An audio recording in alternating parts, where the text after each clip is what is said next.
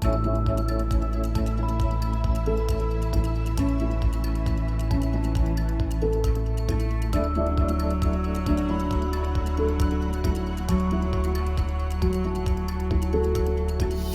年开始，我们蒙娜丽莎采用一个全新智能化的时代，然后将原来就是在生产过程中的人工从20人减到了13人，从开始引进一个智能化，在人工上大大的减少了一个人工的使用，使得我们一个日产量从最基础的一个3000方到我们一个5000方的发生一个质的飞跃，从而产能在原来基础上相当于提升了60%到80%之间。